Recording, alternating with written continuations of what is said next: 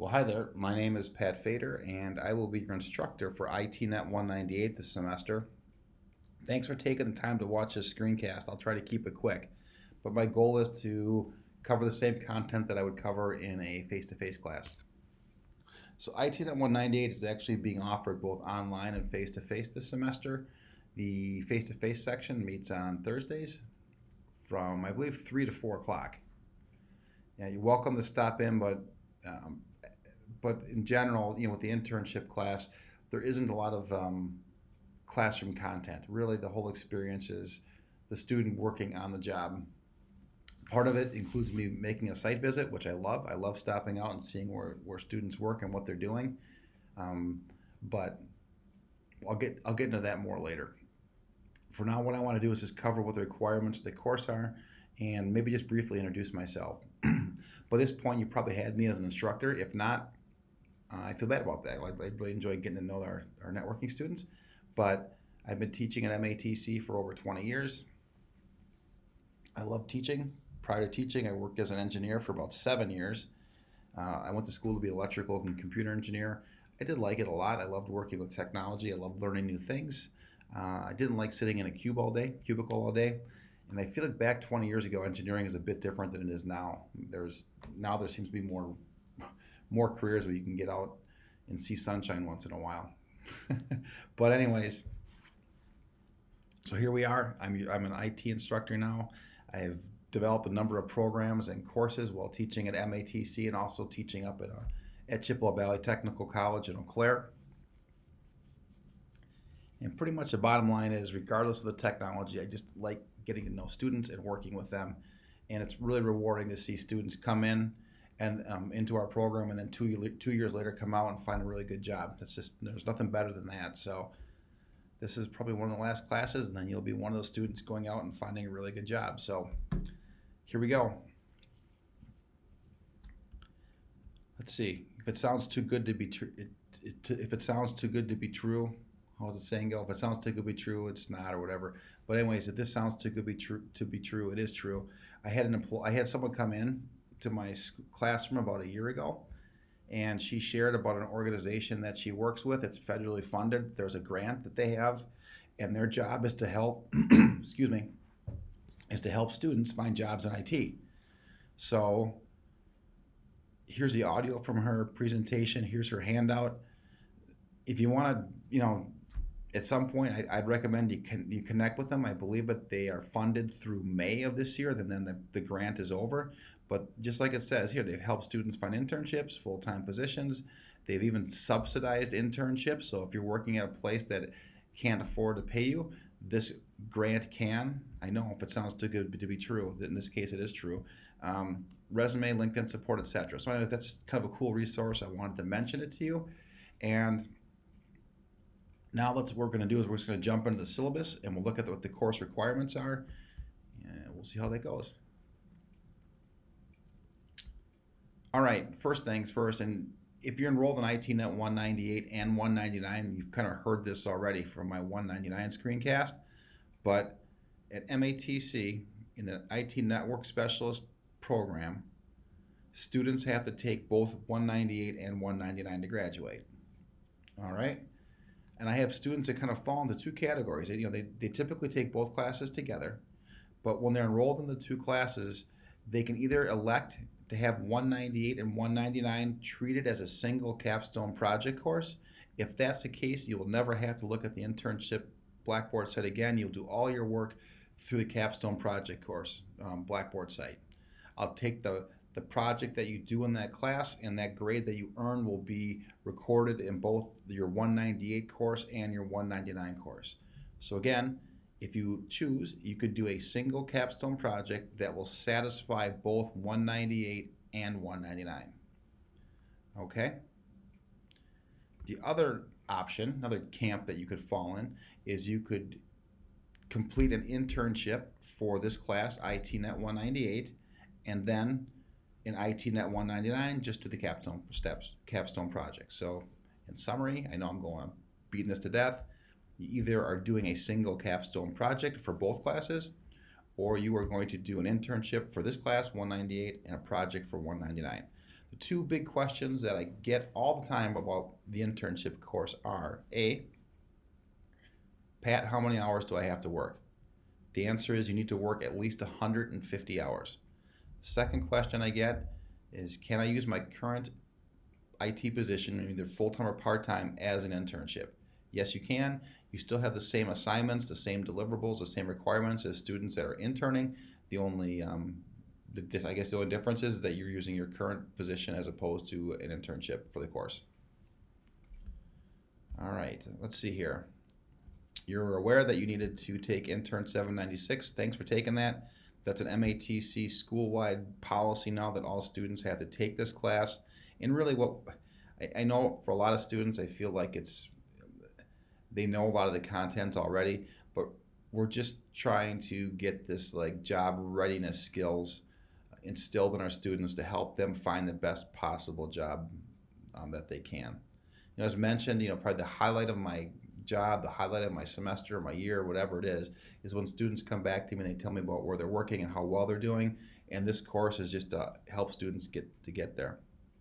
We've got no textbooks for our course, and let's just look at the class calendar and the assignments. And there's a lot of work in this class. So there's a whole bunch of assignments that you're going to have to do. We'll look at those, but essentially, we'll look at these eventually. Let me see if I can kind of summarize these. The first three are going to be due the first couple weeks of the semester. Essentially, you're going to complete an experiential learning agreement that's used to tell MATC where you're working at, either interning or working full or part-time. You're going to submit assignment number one, and you're going to do an introductory post. Let's look at those real quick first. Assignment one. All right. Like all my online classes, this is just a to-do list. Again, I'm reiterating that whole thing I was just blabbing about a few minutes ago about 1 credit project or 3 credit project. I have you watching a screencast. You're doing that now. Thank you very much. Read all the announcements in Blackboard. Go back and read them again. Read the syllabus. Check out the Blackboard site. And when all is said and done, just complete this Google form. It takes like a minute. Okay. Actually, if you're enrolled in ITNET 199, you don't have to do this again. You just do it once for both classes. All right, that's the first assignment. Simple. The next thing that you have to do was an introduction post. Click on the link above, answer a few questions. Basically just tell me about who you are, where you work, when you're going to graduate, some stuff like that. So you can click here to get there and create a thread. You can read mine if you want to here. And that takes care of the introductory post. I guess you can also get to it here too. So far we talked about assignment number one and the introduction post. It looks like an hour of work. The next thing is this experiential learning agreement. That's changed a bit over the last couple of years, so depending on when you took our 796 class, it might be a bit different. But what you're going to have to do is, looks like I have a typo here, but anyways, go to the site, Purple Briefcase, click on your experiential, start a new application, put the information in about who you are and who your employer is, and submit it. And what this will do, this will trigger two things. This will trigger an email to me saying, Pat, do you approve or deny this internship experience? So I have to do that. Secondly, it'll trigger an email to your employer. She will respond, and the circle of the internship is complete. At that point, MATC knows where you're working. It's been approved, and we're good to go.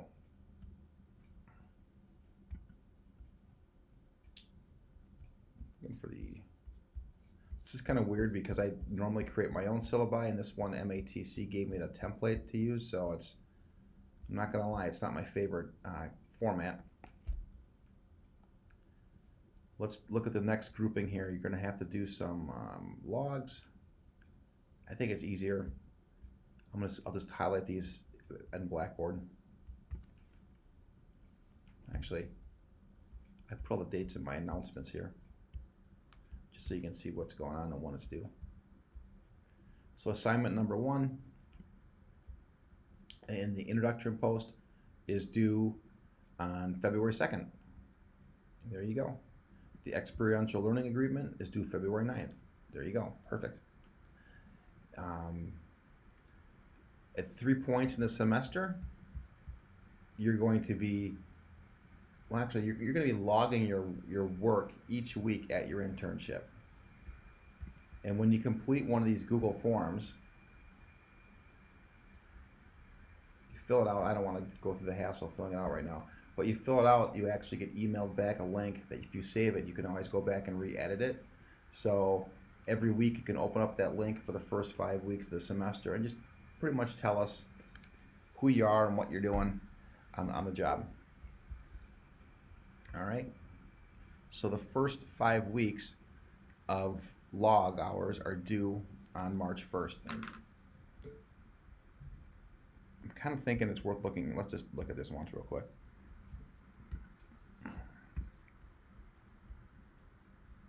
All right. Put my supervisor in here. All right. Perfect. So choose how many hours you worked in the first week of this. I worked 15 hours this week. What did I do? Made a bunch of screencasts.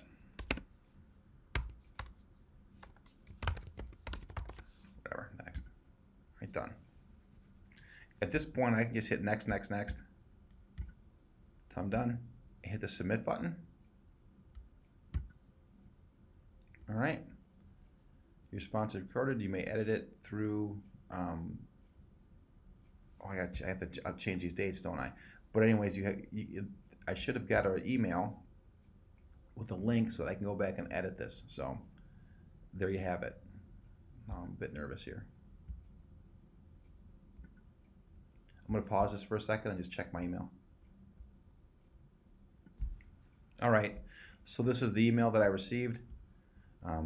I'm allowed to edit my response then, so this is, if I save the email, I just kind of keep going back and tweaking my responses or adding on additional information as my weeks 1 through 5 progress on the job or on the internship. So anyways, that's the log. Let's see where we're at here.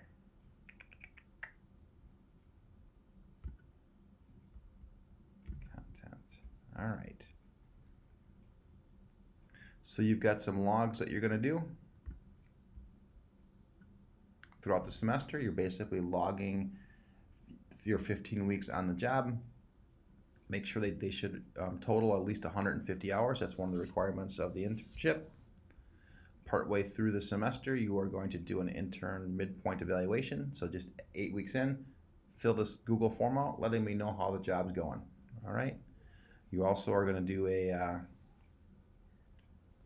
evaluation at the end of your experience, just telling us how the internship went. And if we look here, your employer is also going to submit one. So I will email your employer a link to a Google form so that he or she can evaluate how you did, and that makes up a significant portion of your grade. So on top of all that, there are like 5 discussion questions that you're going to answer throughout the semester. So this pretty much has all the due dates and expectations for the students that are interning. The one thing that's not on this list is, I should almost add a bullet point to it, is that I will schedule a site visit to come visit you on the job at some point this semester. So keep that in mind. If it's not possible, just let me know. Pat, my employer, doesn't have time to see some crazy guy from MATC visit him. That's fine.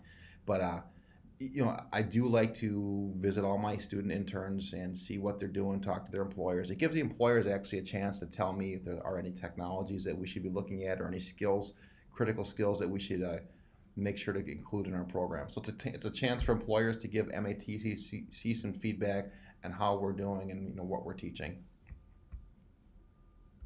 Okay.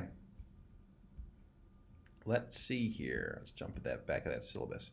So about a third of your grade is made up with the logs, the intern evaluations, the ones that you complete. About a fourth of your grade is made up with those reflection discussions. They're just questions. Basically, I give you a response, you do some research, you respond to it, and you respond to other students what they had to say as well. 10% of your grade is based on the number of hours that you work. You need to work at least 150 hours. And then a full third of your grade is based on how your employer evaluates you at the end of the semester. Okay? I'm going to be kind of a jerk this semester, and just there are no late assignments. So when you look at the due dates in Blackboard,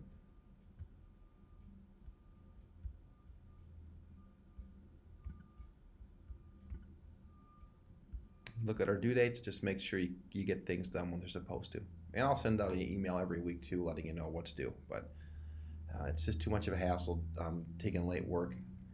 And I also feel like, on the job, you've all heard this. I mean, probably the worst thing you can do for your career. There's a lot of ways to torpedo a career, but one way is showing up late and getting things done when they're not, getting things done after deadlines. So there you have it. So that's an overview of the expectations for the class and the assignments that you're going to be working on this semester.